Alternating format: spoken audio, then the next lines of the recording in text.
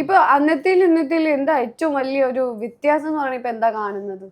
നന്നായോ അല്ലെങ്കിൽ കുറച്ച് പേഴ്സണൽ ആയിട്ടുള്ള അഭിപ്രായം?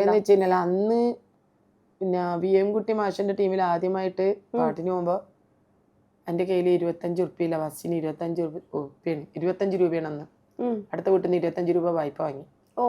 എന്നിട്ട് പോയി. അവിടുന്ന് മാഷ് ഇന്ന് അവിടെ എത്തി, അവിടെ നിന്ന് നാളെ പരിപാടിക്ക് പോയി, എന്നിട്ട് അത് കഴിഞ്ഞിട്ട് വന്ന് നിന്ന് പിറ്റേന്നാണ് അയക്കുക. അന്നത്തെ പ്രതിഫലം 100 രൂപയാണ്. ആദ്യമായിട്ട് കിട്ടിയ പ്രതിഫലം 100 രൂപയാണ് അന്ന് കിട്ടണത്. ഈ 100 രൂപയിൽ നിന്ന് 25 രൂപ വായ്പ വാങ്ങിയെടുത്തും കൊടുത്ത് 25 രൂപ പിന്നെ എന്താണ് തിരിച്ചു വരുമാനുള്ള വണ്ടിക്കും ബാക്കി 50 ഉണ്ട്. ഈ 50 25 ഉമ്മ കൊടുത്തു. ബാക്കി 25 രൂപനെ കൊണ്ടാണ് ഞാൻ നന്നായി.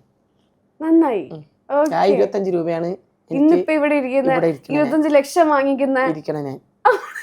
25 രൂപ ആണ് എന്നെ ഇന്ന് ഇവിടം വരെ എത്തിച്ചത്. ആ 25 രൂപ അവിടെ സ്വരൂപിച്ച് വെച്ചിട്ട് എന്റെ ബസ് യാത്ര. പിന്നെ പോകുമ്പോ അവിടെ പൈസ കിട്ടുമല്ലോ.